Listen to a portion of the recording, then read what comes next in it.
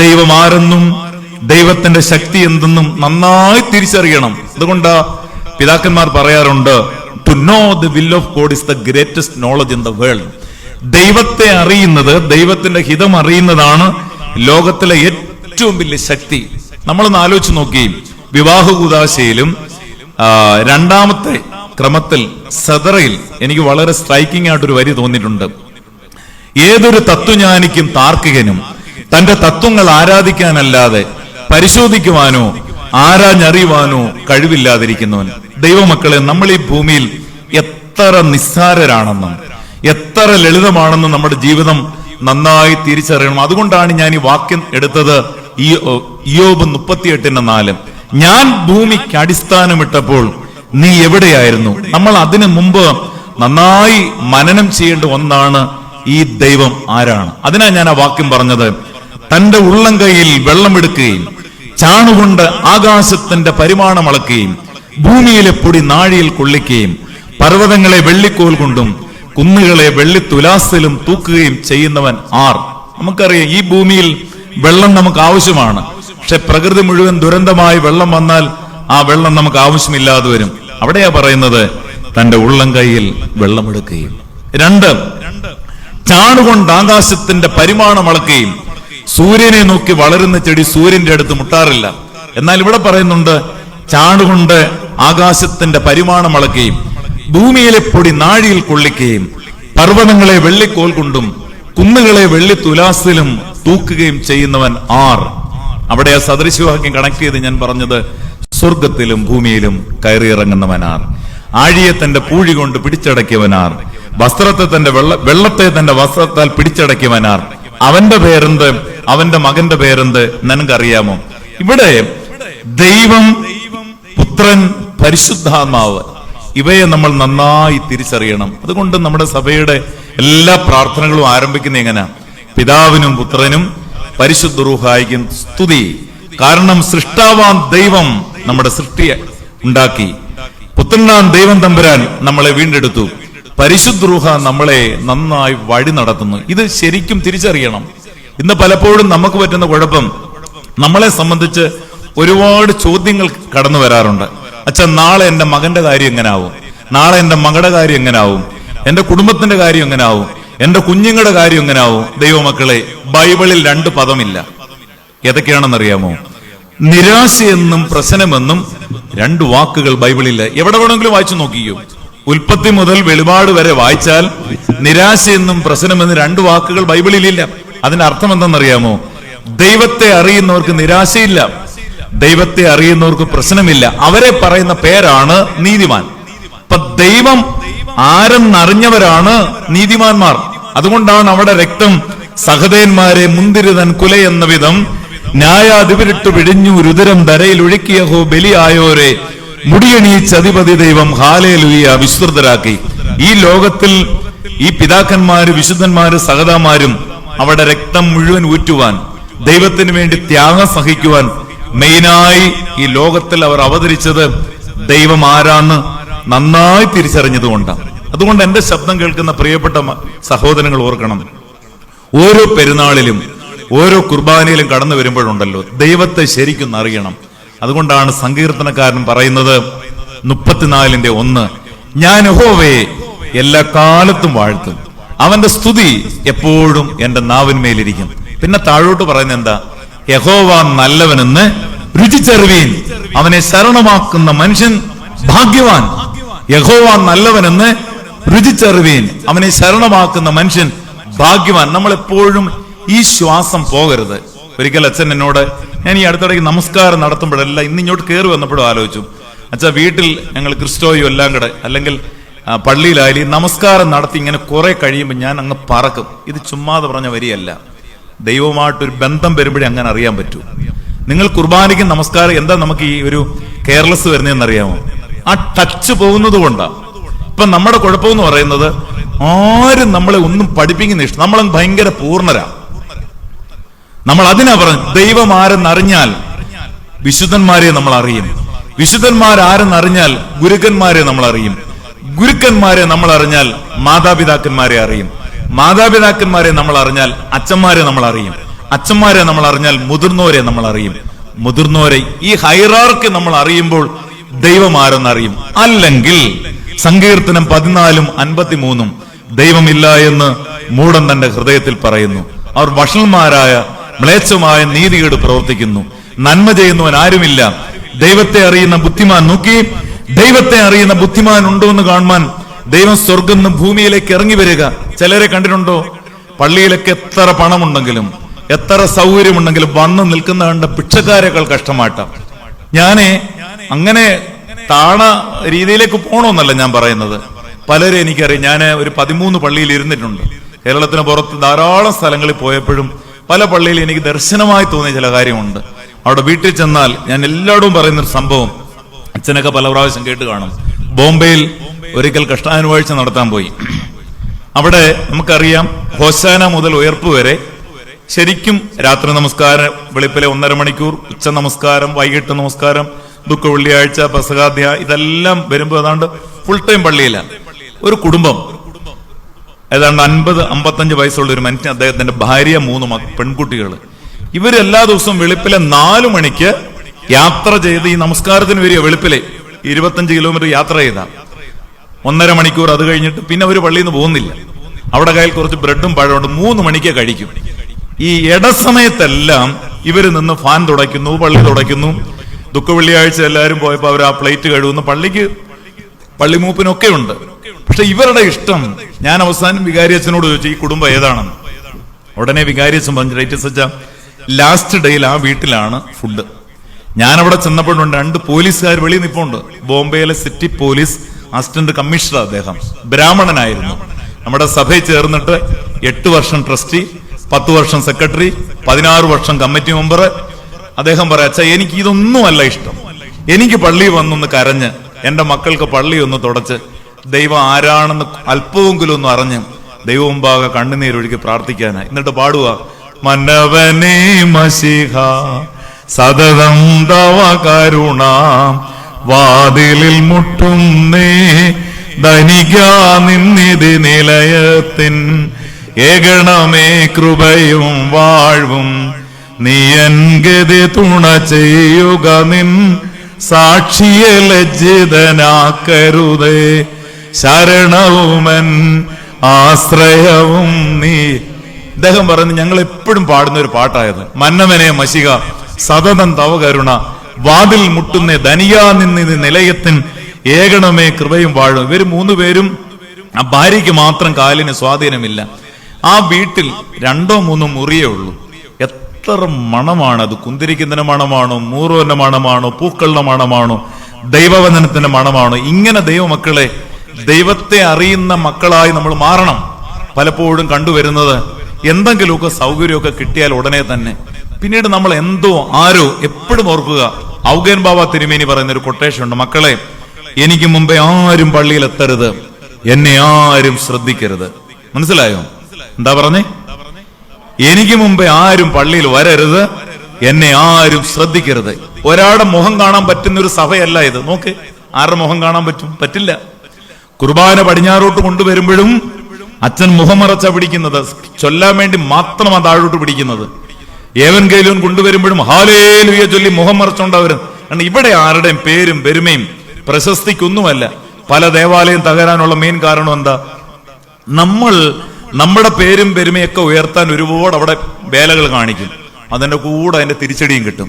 ഞാൻ എപ്പോഴും വളരെ ശ്രദ്ധിക്കുന്ന ഒരു കാര്യമാണ്, ദൈവമേ, സെമിനാരിൽ പോകുന്ന അവസരത്തിൽ എനിക്കൊരു ഡയറി ഇതുപോലെ തന്നിട്ട് എന്നെ പറഞ്ഞുവിട്ട PN ജോണച്ചൻ അതിന്റെ സൈഡിൽ ഒരു വരി എഴുതി വിട്ടു, പ്രശസ്തനായില്ലേലും വിശ്വസ്തനായി തീരണം.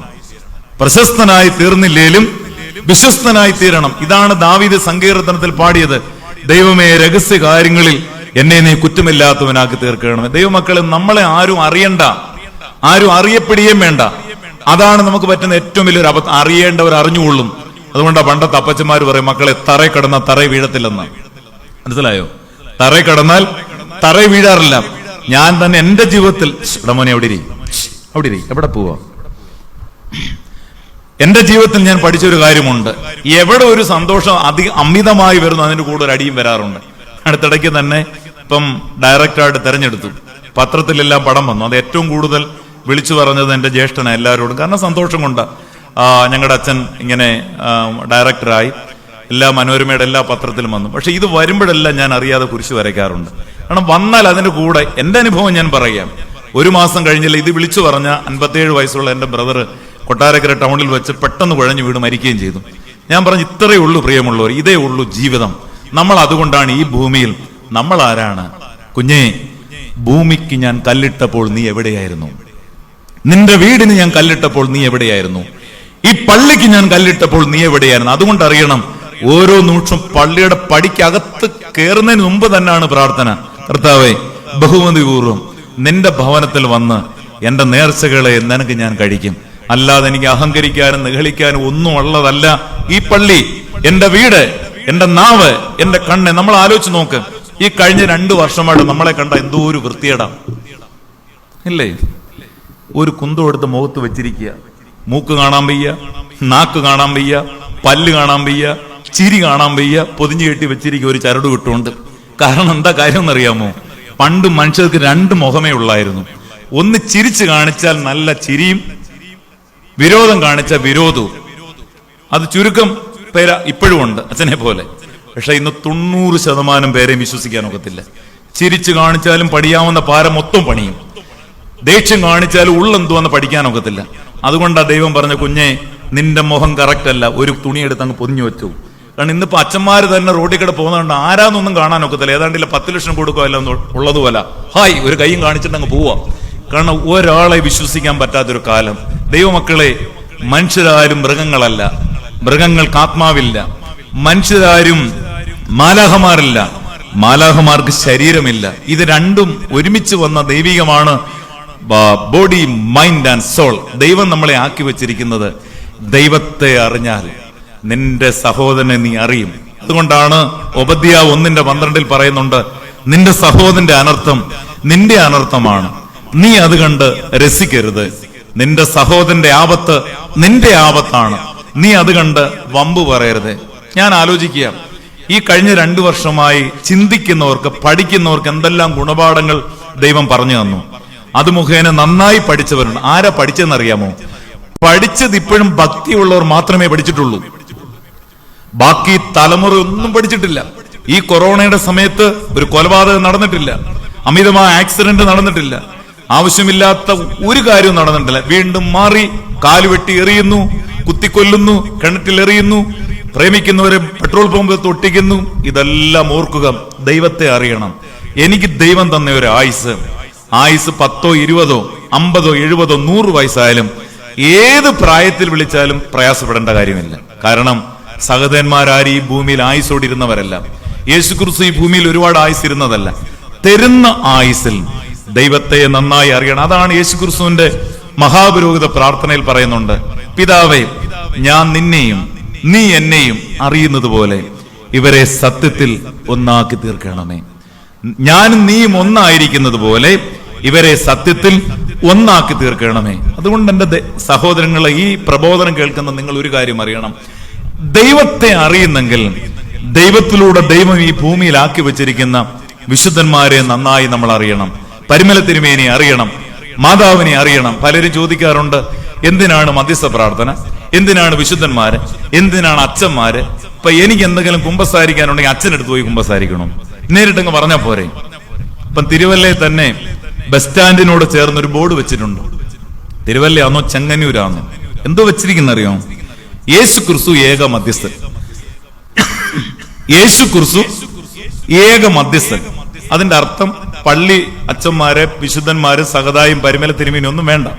ഇപ്പൊ നമുക്ക് എന്തെങ്കിലും പറയണമെങ്കിൽ എന്ത് വിളിച്ചാൽ മതി? നേരിട്ട് യേശുവിനെ അങ്ങ് വിളിച്ചാൽ മതി. എന്നിട്ട് അദ്ദേഹം അവിടെ എഴുതി വെച്ചിരിക്കുക, നിങ്ങൾക്ക് പ്രശ്നമുണ്ടോ? ഉണ്ടെങ്കിൽ വിളിക്കൂ ബ്രദർ ചാക്കോ. മൊബൈൽ നമ്പരും കൊടുത്തിട്ടുണ്ട്. ഞാൻ പറയത്തില്ല, ചിലപ്പോൾ നിങ്ങൾ വിളിച്ചു കളയും, എനിക്കറിയാം പലരെയും.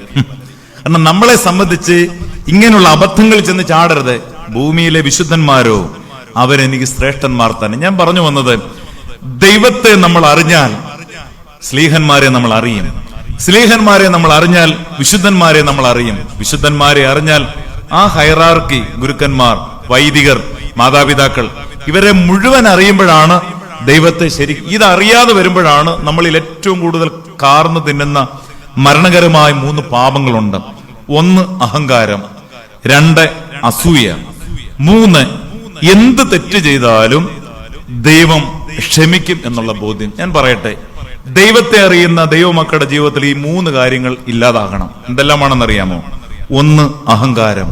യാക്കോസ്ലീഹയുടെ ലേഖനത്തിൽ പറയുന്നുണ്ട്, ദൈവം നിഗളികളോട് എതിർത്ത് നിൽക്കും. ഞാൻ ഈ പള്ളിയിലൊക്കെ പേളമ്പ പള്ളി ചെന്നപ്പോഴും പൊതുയോഗത്തിന് 10-15 പേരെ വരത്തുള്ളൂ. ഞാൻ വോയിസ് മെസ്സേജ് ഇട്ടു, എനിക്ക് ഒരു പേടിയുമില്ല, വരാൻ പറഞ്ഞു. നിങ്ങൾ വാ, നിങ്ങളുടെ അഭിപ്രായങ്ങൾ പറ, അത് ശരി കാണും തെറ്റ് കാണും, പക്ഷെ ഈ കുടുംബത്തിന്റെ മക്കളാ, അവരെല്ലാം വന്ന് ഞാൻ ഒറ്റ കാര്യമേ പറയൂ, പള്ളിക്കകത്ത് കയറുമ്പോൾ ഓർക്കണം, എന്റെ ദേവാലയത്തിന് നന്മ, അതിനുവേണ്ടി എന്ത് കാര്യവും നിങ്ങൾക്ക് പറയാം. അത് കഴിഞ്ഞ് നിങ്ങൾക്ക് ഒരു കുറ്റബോധം വരരുത്. മറിച്ച് അച്ഛനെ ഒന്ന് വരട്ടി, അല്ലെങ്കിൽ മറ്റു കുരുക്കുകൾ ഉണ്ടാക്കി, കുത്തിതിരിപ്പ് ഉണ്ടാക്കി കുടുംബം എണ്ണി കണക്ക് പറഞ്ഞേ പറ്റൂ. യാതൊരു ഡൗട്ടുമില്ല. അതുകൊണ്ടാണ് പിതാക്കന്മാർ പറയും, മക്കളെ പള്ളിയോട് അടുത്താലും കിട്ടും, പള്ളിയോട് അകന്നാലും കിട്ടും. ചിലർക്ക് അങ്ങനല്ല, ഇതൊന്നും അറിയാതെ എവിടെല്ലാം കയറി ദ്രോഹം ചെയ്യാമോ. നമ്മൾ ശരിക്കും, ഞാൻ പറയാണ്, നമുക്ക് ദൈവം തമ്പുരാൻ തന്നിരിക്കുന്ന ഒരു ആയുസുണ്ടല്ലോ. ഞാൻ തന്നെ ഇപ്പം അച്ഛനായി 10 വർഷമായി 2-3 പ്രാവശ്യം ജീവിതം എന്തെന്ന് എന്നെ ദൈവം പഠിപ്പിച്ചു. ഒരിക്കൽ മാവേലിക്കര പുതിയാവ് പള്ളി പ്രസംഗം കഴിഞ്ഞ്, മാവേലിക്കരയ്ക്ക് ആ പള്ളി ഞാൻ ഓർക്കുക, പുതിയാവിനോട് ചേർന്നൊരു പള്ളിയാണ്. പ്രസംഗം കഴിഞ്ഞ് അവിടുത്തെ വികാരിയച്ഛൻ എന്നെ കുറിച്ച് ഇങ്ങനെ, അന്ന് പട്ടമേറ്റ് 2 വർഷമേ ആയുള്ളൂ. പട്ടമേറ്റ് ഇങ്ങനെ പ്രസംഗം കഴിഞ്ഞ് ഇങ്ങനെ വഴിയിലൂടെ അച്ഛൻ ഇങ്ങനെ കുറെ ഉയർത്തി പറഞ്ഞു, അച്ഛൻ എടുക്കാനാണ്, നല്ല കഴിവുണ്ട്. ഇതെല്ലാം കേട്ട് എനിക്ക് എന്തോ അഹങ്കാരം. അന്ന് ബൈക്കിൽ ഇങ്ങനെ വരുന്ന വഴിക്കാണ് ദൂരെ നിന്ന് ഒരു സൈഡിലൂടെ ഒരു ബൈക്ക് വരുന്നു, ഇങ്ങേ സൈഡിലൂടെയും ബൈക്ക് വരുന്നു. ഞാനത് 2 സൈഡിൽ നിന്ന് ബൈക്ക് വരുന്നറിഞ്ഞ് ചെന്നപ്പോഴാ സെൻട്രൽ ചെന്നപ്പോഴാ അത് ബൈക്കല്ല, ഒരു ലോറിയാ തമിഴ്നാട്ടില്. പെട്ടെന്ന് എങ്ങനെ ഞാൻ മാറിയെന്ന് എനിക്ക് പോലും അറിയില്ല. വീട്ടിൽ വന്ന് കിടന്നു, അറിയാതെ ഉറക്കത്തിൽ ഈ പേടി കൊണ്ട് ശ്വാസം അങ്ങ് നിലച്ചു. പെട്ടെന്ന് എന്റെ ബ്രദറാണ് വന്ന് തട്ടി താഴെയിട്ട് ശ്വാസം നേരെ വീണു. ഞാൻ രാവിലെ, ദൈവമേ ഇത്രയല്ലേ ഉള്ളൂ. എന്റെ കാർ തന്നെ 2-3 പ്രാവശ്യം ബാക്ക് വശം അവിടെ കൊണ്ട് തട്ടിയിട്ടുണ്ട്. നമ്മളെ നടത്തുന്ന ദൈവം തമ്പുരാനെ നന്നായി നമ്മൾ അറിയണം. അഹങ്കരിപ്പാനും പ്രശംസിപ്പാനും ഒന്നുമല്ല നമ്മളെ ഭൂമിയിലാക്കി വെച്ചിരിക്കുക. നമുക്ക് കിട്ടേണ്ടത് കിട്ടും. യേശുക്രിസ്തു പറഞ്ഞു, സ്വർഗത്തോളം ഉയർന്ന കബർന്ന ഭൂമി നീ പാതാളത്തോളം താണുപോകും. അത് നമ്മൾ ശരിക്ക് തിരിച്ചറിയണം. അത് വ്യക്തമായി നമ്മൾ തിരിച്ചറിഞ്ഞാൽ നമ്മുടെ ജീവിതത്തിൽ എപ്പോഴും നല്ല കാര്യങ്ങളും നല്ല ദൈവിക സാരാംശങ്ങളിലൂടെ നമുക്ക് വളരാൻ സാധിക്കും. അതാ ഞാൻ പറഞ്ഞു, 1 അഹങ്കാരം, 2 അന്യന്റെ ഉയർച്ചയിലുള്ള അസൂയ. ഇത് ടൈറ്റൽ സിസ്റ്റം പറയുന്നതല്ല, കുർബാന ക്രമത്തിലുള്ളതാണ്. അപ്പൊ അച്ഛനോടുള്ള എന്റെ ഏറ്റവും വലിയൊരു സ്നേഹം ഞാൻ കർത്തൂപ്പായിട്ടോട് പൊക്കി പറയല്ല, എന്ത് കാര്യം ചെയ്താലും ഒരു നല്ല സപ്പോർട്ട്. പ്രിയമുള്ളവർ, അതൊരു പോസിറ്റീവാണ്. ചന്ദനം ചുമന്നാൽ ചന്ദനം മണക്കും, ചാണകം ചുമന്നാൽ ചാണകം മടക്കും. ഒരാടെ മൊനയൊടിക്കാൻ വലിയ പാടൊന്നുമില്ല. നിങ്ങൾ ധൂപക്കുറ്റി കണ്ടിട്ടില്ലേ? ആ ധൂപക്കുറ്റി ശരിക്കും നമുക്കൊരു ഗുണപാഠം തരുന്നുണ്ട്. ഒരു 10-15 കറുത്ത കരി എടുത്തിട്ട് ഒരു തീക്കനൽ അതിലിടും. ആ തീക്കനൽ ഊതുമ്പോഴാണ് അത് മുഴുവൻ പ്രകാശിച്ചിട്ട് ധൂപം ഇടുമ്പം അതിന്റെ ഗന്ധം, അതിന്റെ മണം ഈ പള്ളി മുഴുവൻ പകരും. മറിച്ച് ആ ധൂപക്കുറ്റി ഒന്ന് പൊരിക്കുമ്പോൾ ഒരു തുള്ളി വെള്ളം ഒഴിച്ചു നോക്കി, അത് മൊത്തം വീണ്ടും കറക്കും. ഇതുപോലാണ് നല്ല കണ്ണുകൊണ്ട്, നല്ല വാക്കുകൊണ്ട്, നല്ല ദർശനം കൊണ്ട് ഒരാളെ പൊക്കി പറയുമ്പം അതിനെ ദൈവികമായി പൊക്കി പറയാന്ന് വെച്ചാൽ വെറുതെ പ്രശംസിക്കുകയല്ല, നല്ല സപ്പോർട്ട് കൊടുക്കുക. ആ അനുഗ്രഹം അവിടെയും വരും. ഇപ്പൊ ധൂപക്കുറ്റി കത്തി കുന്തിരിക്കം ഇവിടെ വെച്ചിട്ടാൽ നേരെ പകരുന്നത് ഇതിന്റെ വാതിൽ വരെയാ, ഈ പരിസരം മുഴുവനാ. അവിടെയാണ് ദൈവികമായ നൽവരങ്ങൾ കിട്ടുന്നത്. ആ ഉയർച്ചയെ സന്തോഷിക്കുക. അതുകൊണ്ടാണ് തിരുവചനം പറയുന്നത്, സന്തോഷിക്കുന്നതോടൊപ്പം സന്തോഷിക്കുവാനും കരയുന്നവരോടൊപ്പം കരയുവാനിടയാകണം. 3ാമത് പറയുന്നുണ്ട്, എന്ത് തെറ്റ് ചെയ്താലും ദൈവം ക്ഷമിക്കും എന്നുള്ള ബോധ്യം. പ്രിയമുള്ളവർ, ഇത് ഞാൻ കുർബാനയായിട്ടൊന്ന് ബന്ധപ്പെടുത്തി പറയാം. ഞാൻ പറയട്ടെ, പെരുന്നാളായാലും കഷ്ടാനുവാഴ്ചയായാലും എനിക്ക് നിങ്ങളോട് പറയാനുള്ളത്, വരിവരിയായിട്ട് വന്നങ്ങ് കുർബാന കൊള്ളേണ്ട ഒരാവശ്യവുമില്ല. ഇന്ന് ഞാൻ പറയട്ടെ, കുർബാന കൊണ്ട് രോഗം മാറുന്നതിന് പകരം കുർബാന കൊണ്ട് രോഗം കൂടുകയാണ്. നിങ്ങൾ ചിന്തിക്കേണ്ട കാര്യമാണ് ഞാൻ പറയുന്നത്. എങ്ങനെ കുർബാന കൊള്ളേണ്ടിയത്?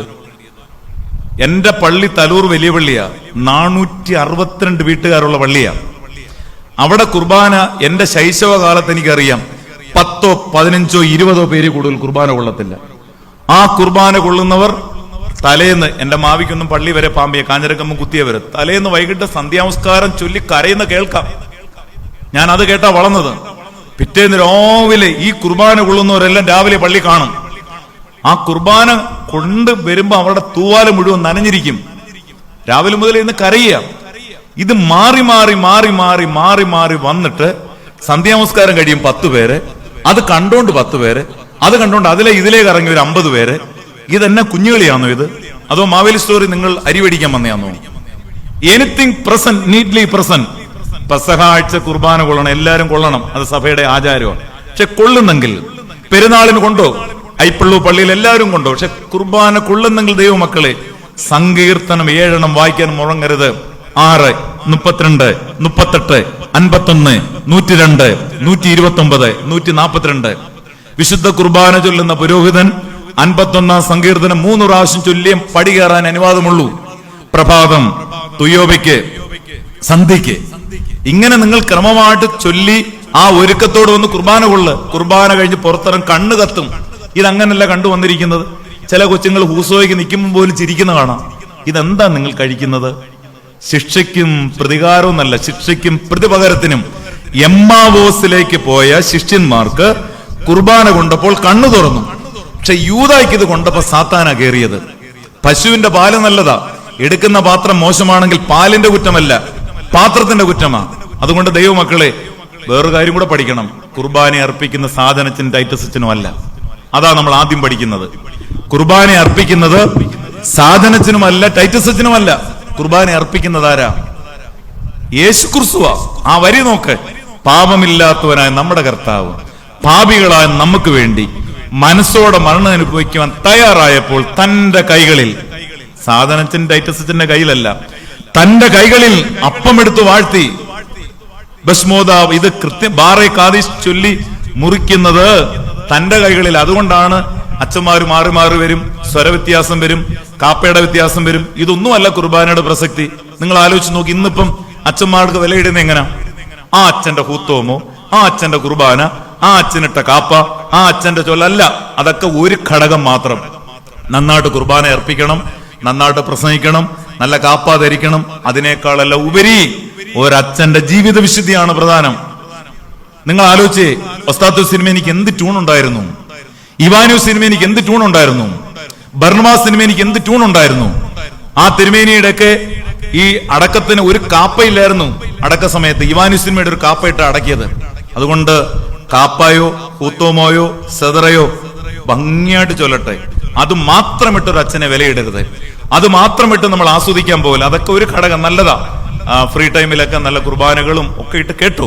പക്ഷെ അതിനേക്കാളല്ല ഉപരി ഒരു വൈദികൻ കുർബാന അർപ്പിക്കുമ്പോൾ അതിന്റെ ആഴം, കാൽവറിയിൽ യാഗമായ യേശു ക്രിസ്തുവിന്റെ തിരുശരീര രക്തങ്ങൾ അനുഭവിക്കാൻ അത് ഏതച്ഛൻ മാറി മാറി ചൊല്ലുമ്പോഴും നമ്മൾ ഒരുങ്ങേണ്ട ഒരു ഒരുക്കമുണ്ട്. തലേന്ന് വൈകിട്ട് മുതലേ ഐപ്പള്ളു പള്ളിയുടെ പരിസരത്ത് സാധനത്തിന് നമസ്കാരം നടത്തുമ്പം എന്റെ ശബ്ദം കേൾക്കുന്ന പ്രിയപ്പെട്ടവരെ, എത്ര തിരക്കുണ്ടെങ്കിലും സന്ധ്യയ്ക്ക് ഇവിടെ വരണം, നമസ്കാരത്തിന് വരണം, നോമ്പുകളെല്ലാം എടുക്കണം. ഇപ്പൊ നമ്മുടെ നോമ്പുണ്ടല്ലോ, കുറെ പേര് വളരെ സിസ്റ്റമാ.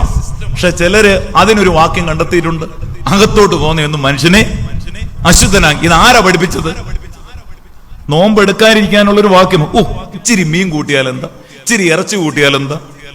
അച്ഛൻ മീൻ കൂട്ടാൻ പറ്റത്തില്ല, നെത്തോലിയോ? നെത്തോലി മീനൊന്നില്ലയോ? ഞാൻ ചോദിക്കട്ടെ, എനിത്തിങ് പ്രസന്റ്, നീറ്റ്ലി പ്രസന്റ്. അതുകൊണ്ട് ആ കാലം ചെയ്ത ദിദിമോസ് ബാവ തിരുമേനി പറയും, മക്കളെ, പ്രാർത്ഥന ദൈവത്തോടെ നടന്നെടുക്കുമ്പോൾ ഉപവാസവും നോമ്പും ദൈവത്തോടെ പറന്നെടുക്കും. പറഞ്ഞു മനസ്സിലായോ? പ്രാർത്ഥന ദൈവത്തോടെ നടന്നെടുക്കുമ്പോൾ ഉപവാസവും പ്രാർത്ഥനയും ദൈവത്തോടെ പറന്നെടുക്കും. Fasting is the feast of the soul എന്ന ശരീരത്തിന്റെ ഉത്സവമാണ് നോമ്പ്. ശരീരത്തിന്റെ ആഘോഷമാണ് നോയമ്പും ഉപവാസവും പ്രാർത്ഥനയും. അതുകൊണ്ട് സഹോദരങ്ങളെ, ജീവിതത്തിൽ ശരിക്കും ഞാൻ ഈ വാക്യം പറഞ്ഞത്, കുഞ്ഞെ, ഞാൻ ഭൂമിക്ക് കല്ലിട്ടപ്പോൾ, ഞാൻ ഭൂമിക്ക് അടിസ്ഥാനം ഇട്ടപ്പോൾ നീ എവിടെയായിരുന്നു? കാരണം നിനക്ക് എന്നെ അറിയില്ല, ദൈവം ആരെന്നറിയില്ല. വിവാഹകുദാശൽ ഞാൻ അതാ വരി പറഞ്ഞത്. ഏതൊരു തത്വജ്ഞാനിക്കും താർക്കികനും തന്റെ തത്വങ്ങളെ ആരാധിക്കാനല്ലാതെ പരിശോധിക്കുവാനോ ആരാഞ്ഞറിയുവാനോ കഴിവില്ലാതിരിക്കുന്നവൻ. അതുകൊണ്ട് ഞാൻ ആദ്യത്തെ ഭാഗം അവസാനിപ്പിക്കട്ടെ. നമ്മൾ ദൈവത്തെ നന്നായി അറിയണം, അവന്റെ ശക്തി അറിയണം. 2, ഞാൻ ഭൂമിക്ക് അടിസ്ഥാനമിട്ടപ്പോൾ നീ എവിടെയായിരുന്നു? അപ്പോൾ രണ്ടാമത് നമുക്ക് തരുന്ന വലിയൊരു ഉൾക്കാഴ്ച, ഈ പ്രപഞ്ചത്തെ നമ്മൾ നന്നായി അറിയണം. ഒന്ന്, ദൈവത്തെ അറിഞ്ഞെങ്കിൽ രണ്ട്, ഈ പ്രകൃതിയെയും ഈ പ്രപഞ്ചത്തെയും നന്നായി അറിയണം. കാരണം ഈ പ്രപഞ്ചത്തിൽ രണ്ട് ദൗത്യങ്ങൾ ദൈവം നമുക്ക് തന്നിട്ടുള്ളൂ. ഒന്ന് ടിലിറ്റ്, രണ്ട് കീപ്പിറ്റ്. നമുക്ക് ദൈവം തന്ന ഭവനം, നമ്മുടെ പ്രകൃതി, നമ്മുടെ വീടുകൾ, ഇതെല്ലാം നന്നായി സൂക്ഷിക്കണം. അതിനൊരു വിട്ടുവീഴ്ചയും. മാത്രമല്ല, ഈ പ്രകൃതിയെ സൂക്ഷിക്കുമ്പോൾ നമുക്ക് കാണിക്കുന്ന കടപ്പാടുകൾ ആരോടെല്ലാമാണെന്നറിയാമോ? ഈ പ്രഭാത നമസ്കാരത്തിൽ ചൊല്ലുന്നുണ്ട്, പർവ്വതങ്ങളും സകല കുന്നുകളും, ബലവൃക്ഷങ്ങളും സകല കാരികളും, മൃഗങ്ങളും സകല കന്നുകാലികളും, ഇഴജന്തുക്കളും പക്ഷികളും പറവുകളുമേ നിങ്ങൾ കർത്താവിനെ സ്തുതിപ്പീൻ. നമ്മൾ ആലോചിച്ച് നോക്കി, ആദിയിൽ ദൈവം ആരെയെ സൃഷ്ടിച്ച്? പറഞ്ഞേ, ആദമിനെ ഓവയാന്നോ മക്കളെ? അല്ല, ആകാശവും ഭൂമിയും. എന്നിട്ട് എന്തോ ദൈവം പറഞ്ഞേ? എന്നിട്ട് ഓരോന്നും ഉണ്ടാക്കിയിട്ട് എന്തോ പറഞ്ഞേ? എല്ലാം. എന്തായാലും നല്ല മറുപടി ഇവിടുന്ന് കിട്ടുന്നുണ്ട്, വലിയ സന്തോഷം. എല്ലാം നല്ലതിന്. പക്ഷെ ഒരു പ്രാവശ്യം മാത്രം നല്ലതെന്ന് പറഞ്ഞില്ല. എന്താ പറഞ്ഞേ? മനുഷ്യൻ ഏകനായിരിക്കുന്നത് നല്ലതല്ല എന്ന് കണ്ടിട്ട് സൂപ്പർ ഒരു പാർട്ടിയെ കൂട്ടിനം കൊടുത്തു. പിന്നെ മിണ്ടിയിട്ടും ഇല്ല. പിന്നെ കരയുന്നതായിട്ടാ കാണുന്നത്, ഇല്ലയോ?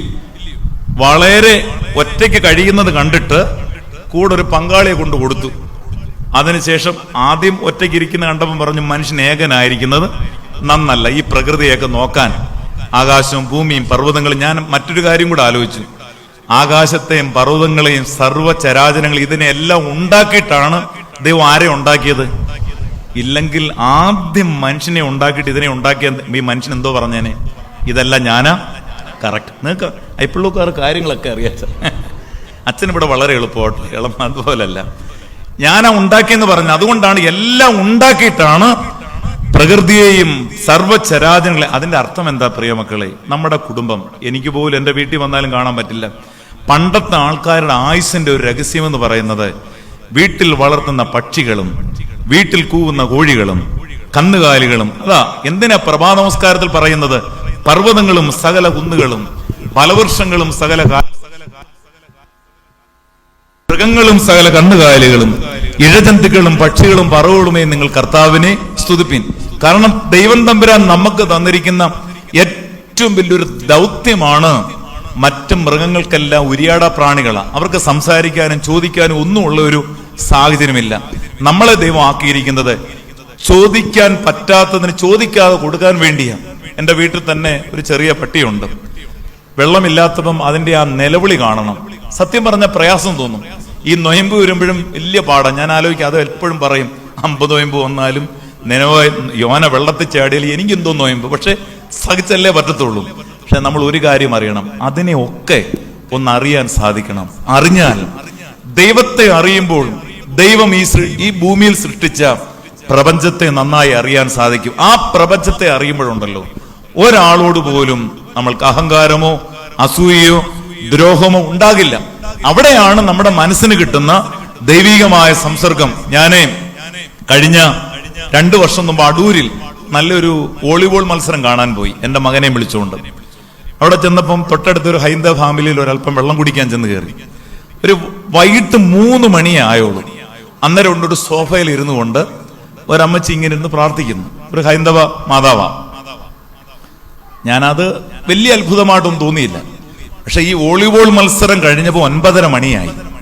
ഞാൻ നേരെ അവിടെ ചെന്നപ്പോൾ ഈ അമ്മച്ചി അവിടെ തന്നെ ഇരിപ്പുണ്ട്. അന്നേരം ഇരുന്ന് ഈ മന്ത്രം ചൊല്ലു. ഉടനെ ഞാൻ ആ മോനോട് ചോദിച്ചു, എൻ്റെ വണ്ടിയുടെ താക്കോല് മറന്നു പോയിട്ട് എടുക്കാൻ പോയതാണ്. അന്നേരം ആ മകൻ പറയാ, അച്ഛാ, ഈ അമ്മ ആഴ്ച 3 ദിവസം 3 മണി മുതൽ രാത്രി 9:30 വരെ ഇരുന്ന് മന്ത്രം ചൊല്ലും. ആ മന്ത്രം ചൊല്ലുന്ന ഞങ്ങൾക്കോ മക്കൾക്കും വേണ്ടി ഒന്നുമല്ല, ഒരു ദിവസം പ്രകൃതിക്ക് വേണ്ടി, ഒരു ദിവസം സർവ്വ മതങ്ങൾക്ക് വേണ്ടി, ഒരു ദിവസം രോഗികൾക്ക് വേണ്ടി, എല്ലാവർക്കും വേണ്ടി അവർ ചൊല്ലുന്ന മന്ത്രമാണ് ആനു ഭദ്ര കൃതവേ എന്ത് വിശുദ്ധ സർവ്വലോക സമസ്ത സുഖനോ ഭവന്തു സർവേ സന്തു നിരാമയ മാ വിദ്വേഷമാകെ. ലോകരെല്ലാം സുഖമായിരിക്കട്ടെ, ആർക്കും ആപത്തൊന്നും വരാതിരിക്കട്ടെ, നമ്മളാൽ ആരെയും ദ്വേഷിക്കാതിരിക്കട്ടെ. എന്താ സഹോദരങ്ങളെ നമ്മുടെ കുർബാനയ്ക്ക് ഇത്ര ഇമ്പോർട്ടൻസ് വരുന്നത്? ഈ കുർബാന ആരെന്ത് എവിടെ കളിയാക്കിയാലും ഇത്രയും പ്രകൃതിയെയും ഇത്രയും ലോകത്തെയും നിങ്ങൾ അറിയുന്നുണ്ടോ? കുർബാനയിൽ എത്ര ക്രമമുണ്ടെന്ന് പറഞ്ഞേ. എത്ര ക്രമമുണ്ട്? ഇല്ല, നിങ്ങൾ ഒറ്റ ക്രമേ പറയൂ. ഏത് കുർബാന ക്രമം? അതറിയാം. കുർബാന എത്ര ക്രമമുണ്ട് മക്കളെ? കുർബാന 13 ക്രമമുണ്ട്. ഇവാനിയൂസിന്റെ ക്രമം, മത്തായി റോയുടെ ക്രമം, ദിവന്യാസുസിന്റെ ക്രമം, സ്ലീഹന്മാരുടെ ക്രമം, സ്വക്സോസിന്റെ ക്രമം, യാക്കോബിന്റെ ക്രമം. ഈ തുബ്ദേനുകൾ അത് ഞാൻ എല്ലാ പ്രസംഗത്തിലും പറയുന്നതാണ്. 18 തുബ്ദേനുണ്ട്. 6 അച്ഛന്മാര് ചൊല്ലും, 6 പരസ്യമായിട്ട്, 6 രഹസ്യമായിട്ട്, 6 ശുശ്രൂഷക്കാർ. ഈ ക്രമങ്ങൾ എല്ലാം മാറി മാറി ചൊല്ലിയാലും അച്ഛന്മാർ നിങ്ങൾ ഓർത്തു നോക്കിക്കൂ, ഈ പേരുകളെല്ലാം ഓർത്ത് പ്രാർത്ഥിക്കും. വാങ്ങിപ്പോയവരെ, ജീവനോടിരിക്കുന്നവരെ, രോഗികളെ, പിന്നെ ഈ ഇടവായനയിലെല്ലാം പ്രകൃതി എല്ലാം ഓർത്താണ് അച്ഛന്മാരുടെ ഇതൊന്നും കൂടുതൽ നിങ്ങൾ പുറത്ത് കേൾക്കുന്നില്ല. കാരണം പരസ്യമായി പുറത്ത് കേൾക്കുന്ന പ്രാർത്ഥനയേക്കാൾ കൂടുതൽ രഹസ്യമായ തുയോബയുടെ ശുശ്രൂഷകളാണ് ഇതിൽ അടങ്ങിയിരിക്കുന്നത്. ഇത് ശരിക്കൊരു ഫുൾഫില്ലോടുകൂടി നടത്തി കഴിയുമ്പോഴുണ്ടല്ലോ അച്ഛൻ അനുഭവിക്കുന്ന ദൈവീക സമാധാനം, അത് ഇടവക ജനങ്ങൾക്ക് തിരിച്ചറിയാൻ ആന്തരിക കണ്ണുള്ളവർക്ക് അറിയാൻ പറ്റും. അതാണ് ആ പ്രകൃതിക്ക്. കാരണം ഒരിക്കലും നിങ്ങൾ ഓർക്കുക, വ്യക്തി പൂജ നമ്മുടെ സഭയിലില്ല. ഇപ്പം ചിലരൊക്കെ വന്ന് പറയാറുണ്ട്, അച്ഛാ ഇവിടെ കുർബാന അർപ്പിക്കുമ്പോഴേ ഈ നടുവേദന, കാലുവേദന, മുഴ മാറുന്നത് ഇതൊക്കെ നടത്തുന്ന ചില വിദ്വാന്മാർ ഇറങ്ങിയിട്ടുണ്ട്. എന്തായാലും കൊറോണ വന്നോടുകൂടി ഇവരെല്ലാം ഒതുങ്ങി, ഇല്ലയോ? ഇപ്പൊ ആർക്കും വിഷമിച്ച് പ്രാർത്ഥിക്കണ്ടല്ലോ, അതിന്റെ പുറകെ പോവുകയും വേണ്ടല്ലോ. ഇവിടെ കുർബാനയ്ക്ക് ശ്രദ്ധിച്ചിട്ടില്ലേ? ഇവിടെ ഒരിക്കലും തൊണ്ടവേദന, മണ്ടുവേദന, നടുവേദന, കാലുവേദന, കൈമുട്ടുവേദന, വാദക്കോച്ച്, വാദപ്പെരുപ്പ്, ഇതെല്ലാം കൊട്ടച്ചുക്കാലി തൈലം വയ്ക്കുക. ഈ പരിപാടി ഇവിടെ ഇല്ല. ഇവിടെ കുർബാന അർപ്പിക്കുമ്പം നോക്കി മുസ്ലിം സഹോദരങ്ങൾ ചൊല്ലുന്ന എന്താ? അല്ലാഹു അക്ബർ. ഇത്രയും നാളും നമ്മൾ വാങ്കുകൾ കേട്ടിട്ട് ഇതിനൊരു മാറ്റം ഉണ്ടോ? എന്താ? സ്വാമിയെ ശരണമയ്യപ്പോ. ഞാൻ ആ രാഗം പോലും ആലോചിക്കുക. അല്ലാഹു സ്വാമിയേ ദൈവമേ നീ. ഇതെല്ലാം സെയിം രാഗമാ. സ്ലൂസോ. ഈ സഭയുടെ ആരാധനയുടെ മഹത്വം ആ പ്രപഞ്ചത്തെ മുഴുവൻ ക്രോഡീകരിച്ചുകൊണ്ട് മാത്രമല്ല, ആ പ്രപഞ്ചത്തിന്റെ സൂചനയാണ് പിടിച്ചിരിക്കുന്ന ആ ചിറ്റോല. നോക്കിയേ, പച്ചയുണ്ട്, വെള്ളയുണ്ട്, ചുമപ്പുണ്ട്. സ്വർഗത്തെയും ഭൂമിയെയും പ്രകൃതിയെയും സമാധാനത്തെയും ആകാശത്തെയും മുഴുവൻ പക്ഷികളെയും പറവുകളെയും ഇതെല്ലാം ക്രോഡീകരിക്കുന്ന ആരാധനയാണ് ദൈവമക്കളെ വിശുദ്ധ കുർബാന. അതുകൊണ്ടാണ് ഞാൻ മുമ്പേ കുർബാനയുടെ കാര്യം പകുതി പറഞ്ഞിട്ട് നിർത്തിയത്. എന്റെ ശബ്ദം കേൾക്കുന്ന ദൈവമക്കളെ, രോഗത്തിന് ഡോക്ടറെ കാണണം. പക്ഷെ ഡോക്ടറെ കാണുന്നതോടൊപ്പം തന്നെ ഈ വിശുദ്ധ കുർബാന നിങ്ങൾ ഇന്നു മുതൽ ഒരു തീരുമാനം, നിങ്ങളെല്ലാം വലത് കൈ ഒന്ന് ഉയർത്തി നെഞ്ചത്തോടൊന്ന് വെച്ചേ 2-3 തീരുമാനങ്ങൾ എടുക്കണം. യേശുവിനെ നിങ്ങൾ, ഞാൻ സാക്ഷിയൊന്നും പറയിക്കുമല്ല, യേശുവിനെ നിങ്ങൾ നന്നായി അറിയണം. ദിവസം നന്നായിട്ട് ബൈബിൾ വായിക്കണം. 20 മിനിറ്റ് വായിക്കണം. ഇത് ടൈറ്റസ് പേരെടുക്കാൻ പറയുന്നതല്ല. ഡെയിലി 20 മിനിറ്റ് ബൈബിൾ വായിക്കണം. നിവൃത്തിയുണ്ടെങ്കിൽ കുർബാനയ്ക്ക് ലേറ്റായിട്ട് വരരുത്. അലസമായിട്ട് കൂസോയെ പ്രാപിച്ച് കുർബാന കൊള്ളരുത്. ശരിക്കും ഒരുങ്ങി മതി. പെരുന്നാളിന് നിങ്ങൾ അതുകൂടാതെ എൻ്റെ യേശുവിനെ വിട്ട് എനിക്കൊരു ജീവിതമില്ല. എൻ്റെ ദൈവത്തെ അറിയാതെ, എൻ്റെ പള്ളി, എൻ്റെ ദൈവമേ, എൻ്റെ യേശുവേ, യഹോവ നല്ലവനെന്ന് രുചിച്ചറിവീൻ. അവനെ ശരണമാക്കുന്ന മനുഷ്യൻ ഭാഗ്യവാൻ. കൈമാറ്റിയേരം. ഇത് ഞാൻ പറയാൻ കാര്യം, എന്നെ അങ്ങോട്ട് ഈ സമയത്ത് ഞാൻ ഇങ്ങനെ എല്ലായിടും പറയിക്കുന്നതല്ല. എനിക്ക് എന്തോ ഒരു ശക്തി തോന്നി ഞാൻ നിങ്ങളോട് പറയിക്കുന്നത്. അങ്ങനെ ദൈവത്തെ നിങ്ങൾ രുചിച്ചറിയുമ്പോഴുണ്ടല്ലോ, നമ്മൾ ഈ ഭൂമിയിൽ നിന്ന് പോകുന്ന അവസരത്തിൽ നമ്മൾ അറിയാതെ നമുക്കൊരു വലിയ പ്രകാശ വലയത്തെ ഉണ്ടാക്കിയെടുക്കാൻ സാധിക്കും. കുർബാന കൊള്ളുന്ന സഹോദരങ്ങളോട് ഞാൻ പറയട്ടെ, സങ്കീർത്തനങ്ങൾ വായിച്ച് തലേദിവസം TV എല്ലാം മാറ്റിവെച്ച് രാവിലെ പത്രം വായിക്കാതെ, മൊബൈൽ നോക്കാതെ, ഞാൻ ഇരിക്കുന്ന പല പള്ളിയിലും ഇപ്പം കുടുംബമായിട്ട് രാവിലെ പള്ളി ഞാൻ വരുത്തും. ഇപ്പം മദ്ബഹ കയറുന്ന കുഞ്ഞുങ്ങൾ, ഞാൻ എൻ്റെ പള്ളിയിൽ ഇപ്പം 13 കുഞ്ഞുങ്ങളെ കയറ്റി. എങ്ങനെയാണെന്നൊക്കെ അറിയാമോ? 6 മാസം താഴെ നിർത്തി. 15 പിള്ളേരുണ്ടായിരുന്നു.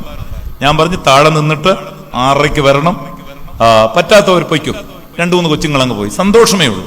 എന്നിട്ട് ഇവർക്കൊരു നീല ജുബായൊക്കെ കൊടുത്ത് അവരെ വരിയാട് നിർത്തി ചൊല്ലുകളെല്ലാം പഠിപ്പിച്ചു. ഇപ്പം മദ്ബഹ കയറി ചെറിയ വിറയിലൊക്കെ ഉള്ളൂ. പക്ഷെ ആ കുഞ്ഞുങ്ങൾ ആ മദ്ബഹ കയറി ദിവസം ആ മുഖത്തെ സൗന്ദര്യം കാണണമായിരുന്നു. അത്ര പവർ. ഈ വെള്ളക്കുപ്പായൊക്കെ വലിച്ചു വാരി അവിടെയും കൊണ്ട് കളഞ്ഞ് ഇവിടെയും കൊണ്ട് കളഞ്ഞ്. ഇനി മാത്രമല്ല, ഇപ്പൊ അച്ഛന്മാര് പറഞ്ഞു കൊടുത്ത ഇങ്ങോട്ട് അച്ഛന്മാരെ പഠിപ്പിക്കാൻ നിൽക്കുക.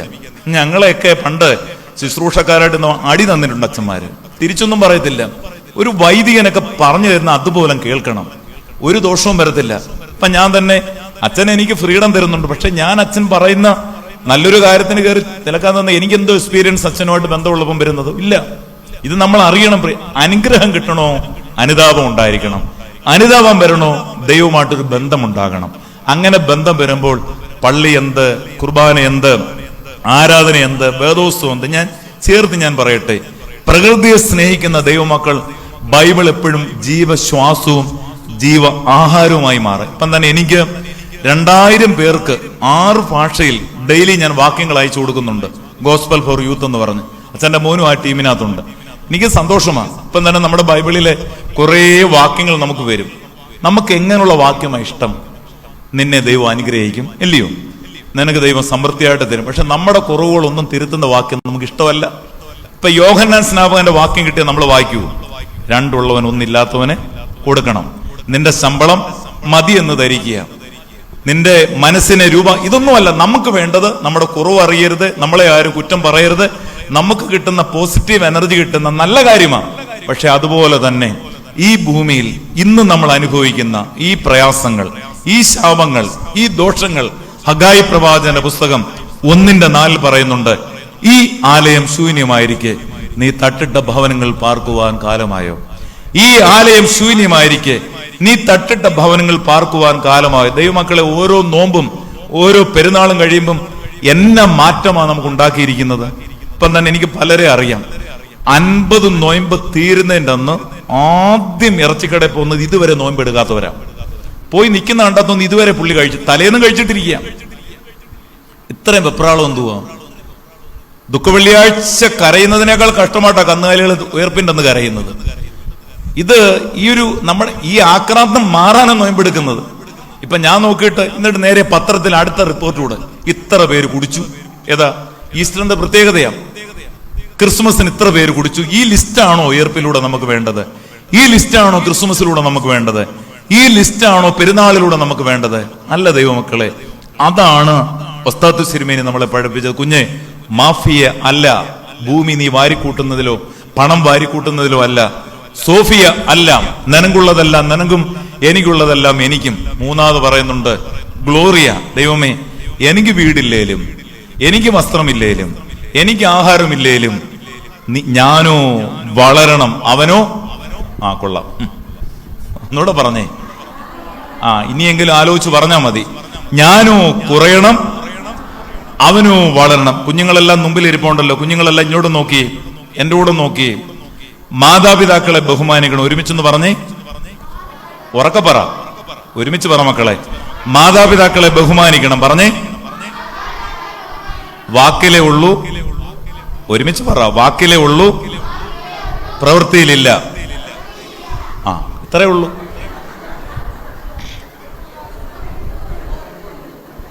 ഇനി പ്രവൃത്തിയിലുണ്ടോ മക്കളെ? ഉണ്ടെന്ന് പറഞ്ഞാട്ടെ. വാക്കിലേ ഉള്ളോ? ഇനി അച്ഛൻ തെറ്റു പറഞ്ഞ തെറ്റു പറയല്ലേ. ഒരുമിച്ച് പറഞ്ഞേ, മാതാപിതാക്കളെ ബഹുമാനിക്കണം. പറഞ്ഞേ, ഉറക്കെ പറഞ്ഞേ, വാക്കിലേ ഉള്ളൂ, പ്രവൃത്തിയിലില്ല. മിടുക്കൻ. യേശുവിനെ അറിയണം. പറഞ്ഞേ, വാക്കിലേ ഉള്ളൂ, പ്രവൃത്തിയിലില്ല. കുല ചെയ്യരുത്. പറഞ്ഞേ, വാക്കിലേ ഉള്ളൂ, പ്രവൃത്തിയിലില്ല. ഉണ്ടോ? കൊള്ളാം.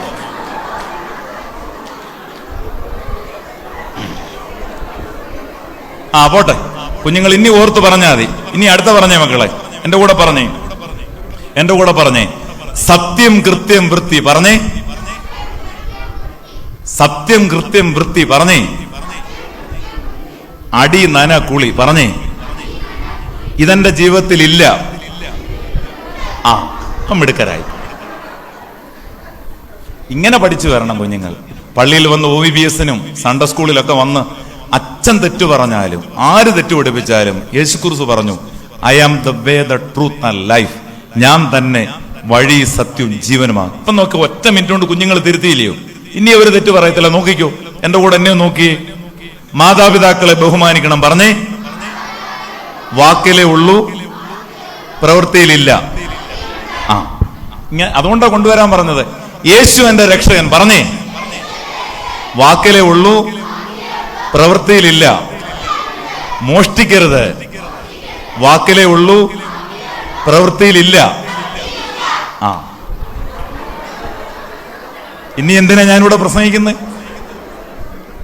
ഇതാ നമുക്ക് വേണ്ടിയത്. ഈ കുഞ്ഞുങ്ങളെ വീട്ടിൽ ഇരുത്തി മൊബൈലും കളിപ്പിച്ചുകൊണ്ട് അവിടെ ഇരുത്തരുത്. ഇനി വന്നേച്ചാ മതി. കുഞ്ഞുങ്ങൾ ഐശ്വര്യപ്പെടും. വരും തലമുറ ഇവരാണ് കൊണ്ടുപോകേണ്ടത്. നമുക്ക് ദൈവം തരുന്ന ആയുസ്സിൽ ലോകത്തെ, ദൈവത്തെ, യേശുവിനെ, രക്ഷകനെ നന്നായി അറിയുവാൻ, അവന്റെ വഴിയിലൂടെ പോകുവാൻ തൊക്കണം നമുക്ക് കിട്ടുന്ന നല്ലൊരു അവസരമായി. ഞാൻ അതുകൊണ്ടാണ് പറഞ്ഞ ഈ വാക്യം എടുത്തത്. കുഞ്ഞെ ഇയ്യോബേ, ഞാൻ ഭൂമിക്ക് അടിസ്ഥാനമിട്ടപ്പോൾ നീ എവിടെയായിരുന്നു? അങ്ങനെയാണെങ്കിൽ നീ ദൈവത്തെ നന്നായി അറിയണം. ആ ദൈവത്തെ അറിയുമ്പോൾ ദൈവം ഈ ഭൂമിയിൽ ദാനമായി തന്ന നമ്മുടെ പ്രപഞ്ചത്തെ, പക്ഷികളെ, മൃഗങ്ങളെ, കന്നുകാലികളെ, ഇവയെ അറിയണമെങ്കിൽ ഒന്ന് രണ്ട് കാര്യങ്ങൾ കൂടി പെട്ടെന്ന് പറഞ്ഞുകൊണ്ട് ഞാൻ അവസാനിപ്പിക്കാം. ഈ ഇയ്യോബിന്റെ പുസ്തകം 8:5, 6, 7 വാക്യം, നിങ്ങൾ ഇതും കൂടി ഈ വാക്യത്തോടെ ചേർന്ന് പഠിക്കണം. നീ ദൈവത്തെ ശ്രദ്ധയോടെ അന്വേഷിക്കുകയും സർവശക്തനോട് അപേക്ഷിക്കുകയും ചെയ്യുമ്പം നീ നിർമ്മലനും നേരുള്ളവനുമാണെങ്കിൽ അവനിപ്പോൾ നിന്റെ അടുക്കിലേക്ക് ഉണർന്നു വരും. മനസ്സിലായോ? നിങ്ങൾ ആ വാക്യം വീട്ടിൽ പോയി ഒന്ന് വായിക്കണേ. നീ ദൈവത്തെ ശ്രദ്ധയോടെ അന്വേഷിക്കുകയും സർവശക്തനോട് അപേക്ഷിക്കുകയും ചെയ്യുമ്പം 2 ഗുണങ്ങൾ വേണം. നീ നിർമ്മലനായിരിക്കണം, നേരുള്ളവനായിരിക്കണം. പ്രിയമുള്ളവരെ, ഞാൻ പറയട്ടെ, നിർമ്മലത നേരുമുണ്ടോ ഒരു ദോഷവും വരത്തില്ല. അതുകൊണ്ടാ തിരുവചനം പറയുന്നത്, നേരുള്ളവർക്ക് യഹോവ ഇരുട്ടിൽ വെളിച്ചമുദിക്കും. വീണ്ടും ഈ നീതിമാന്റെ പെരുന്നാളിൽ 5 വരി അച്ഛൻ പഠിപ്പിക്കുക. എന്റെ കൂടെ ഒന്ന് പറഞ്ഞ മക്കളെ, ഇടമോനെ ഇങ്ങോട്ട് നോക്ക്. നീതിമാന്റെ പെരുന്നാളിൽ 5 കാര്യം പഠിക്കണം. 1, നീതിമാൻ വീണാലും നിലംപരിശാകത്തില്ല. പറഞ്ഞേ, ഇനി ഇവര് പേടിച്ചാ പറയത്തുള്ളൂ, തെറ്റു വരുമോന്നറിയാതെ. ഒന്ന് പറഞ്ഞേ, നീതിമാൻ വീണാലും നിലംപരിശാകത്തില്ല. പറഞ്ഞേ, നീതിമാന്റെ സന്തതി അനുഗ്രഹിക്കപ്പെടും. പറഞ്ഞേ, നീതിമാൻ എന്നേക്കും ഓർമ്മയിലിരിക്കും. പറഞ്ഞേ, ഓർമ്മയിലല്ല, ഓർമ്മയിൽ. ആ അതില്ല. പറഞ്ഞേ, നീതിമാൻ എന്നേക്കും ഓർമ്മയിലിരിക്കും. പറഞ്ഞേ, അന്നേരം ഇത് 3 പറഞ്ഞേ. നീതിമാൻ വീണാലും നിലംപരിശാകത്തില്ല, നീതിമാന്റെ സന്തതി അനുഗ്രഹിക്കപ്പെടും, നീതിമാൻ എന്നേക്കും ഓർമ്മയിൽ. ഇനി 2 കൂടെ ഉണ്ട്. നീതിമാൻ തുണയില്ലാതിരിക്കുന്നതും അവന്റെ മക്കൾ അപ്പത്തിന് വേണ്ടി ഇരക്കുന്നത് ഞാൻ കണ്ടിട്ടില്ല. സുന്ദരമായൊരു വാക്യമാണ്. ഇപ്പം നമ്മുടെ ജീവിതത്തിൽ തന്നെ ചിലപ്പം 10 രൂപ കൈ കാണത്തില്ല, അല്ലേ? പക്ഷേ രാവിലെ ദൈവം പൈസ തരും. ചിലപ്പം ഭക്ഷണം കാണില്ല, ദൈവം ഭക്ഷണം തരും. ഞാൻ ഇപ്പോഴും മറന്നു പോകാത്തൊരു സംഭവമുണ്ട്. ഒരിക്കൽ വിജയാസിൽ എൻ്റെ വൈഫുമായിട്ട് ഒരു ചെക്കപ്പിന് വന്നപ്പം പെട്ടെന്ന് 10-20 വർഷം മുമ്പാ പെട്ടെന്ന് നോക്കിയപ്പോഴുണ്ട് പേഴ്സാന്ന് പറഞ്ഞൊരു നോട്ടീസാ മടക്കി പോക്കറ്റ് ചെയ്ത് പേഴ്സ് എടുക്കാൻ മറന്നുപോയി. ഉടനെ ഇപ്പൊ ഒരു ഹോസ്പിറ്റൽ കടം പറഞ്ഞ അവരൊന്നും പറയില്ല, എങ്കിലും ഒരു അച്ഛനല്ലേ. ഉടനെ ഞാൻ അവിടെ നിന്നുകൊണ്ട് ഉള്ളു തുറന്ന് പ്രാർത്ഥിച്ചു. അവിടെ നിന്നപ്പോണ്ട് കോട്ടപ്പുറം പള്ളിയുടെ 3 കുരിശ് കാണാം. നമുക്ക് വിജയാസി എന്ന കോട്ടപ്പുറം പള്ളിയുടെ ആ ടോപ്പിലെ 3 കുരിശ് കാണാം. ഞാൻ പറഞ്ഞു, എന്റെ സഭയിൽ വിശ്വസിക്കുന്ന ജയമുള്ള സ്ലീബ, ഞാൻ നിന്നോട് പറയട്ടെ, പ്രാർത്ഥിക്കുകയാണ്, യേശുവേ, എനിക്കിന്നിവിടെ കടം പറയാതെ എനിക്ക് ഇവിടെ ഫീസ് അടയ്ക്കണം. നോക്കിയപ്പോൾ ഞങ്ങൾക്ക് അച്ഛന്മാർക്ക് ഇവിടെ ഒരു പോക്കറ്റുണ്ട്. നിങ്ങൾക്ക് അറിഞ്ഞൂടാ, ഞങ്ങൾക്ക് അച്ഛന്മാർക്കൊക്കെ അറിയാം. നോക്കിയപ്പോൾ അവിടെ ഒരു 100 രൂപ ആരാണ്ട് കല്ലിട്ടതിന് തന്നതാ, ഇരിക്കട്ടെ. ഉടനെ അടുത്ത പ്രാർത്ഥന എന്താണെന്നറിയാമോ? ദൈവമേ, ഇന്നത്തെ ബില്ല് 100 രൂപയ്ക്കകത്തെ ആകാവൂ. പ്രിയമുള്ളവരെ, ഈ ബൈബിൾ എടുത്തുകൊണ്ട് പറയട്ടെ, ഞാൻ വൈഫിനോട് പറഞ്ഞു ബില്ല് മേടിച്ചുകൊണ്ട് വരാൻ. 98 രൂപ 50 പൈസ.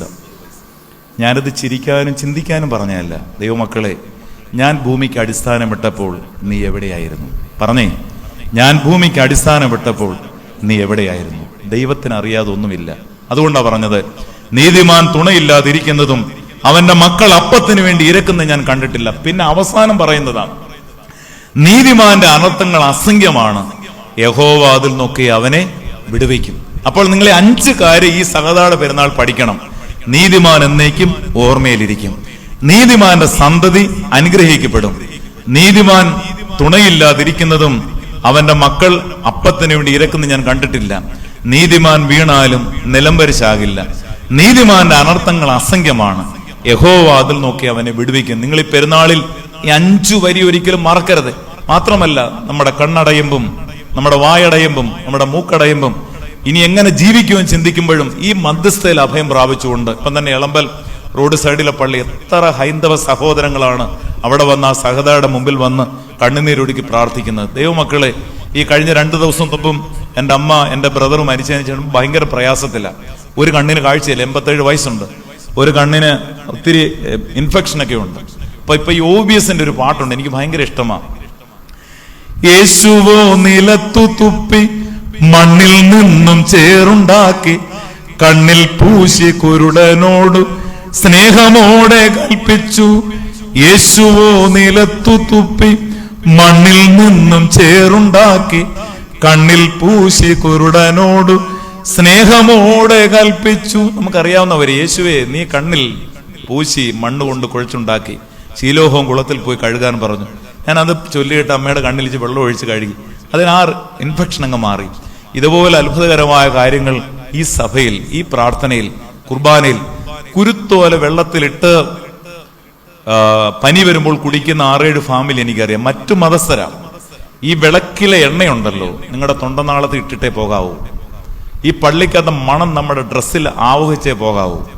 ഈ ദേവാലയത്തിന്റെ തേജസ് ഈ മദ്ബഹ തന്നെ ഞാൻ നോക്കി നിൽക്കുമായിരുന്നു. ഈ മദ്ബഹ എത്ര ഭംഗിയായിട്ട് ഇട്ടിരിക്കുന്നത്. പള്ളിയും സൈന്യങ്ങളുടെ യഹോവേ തിരുനിവാസം എത്ര മനോഹരം.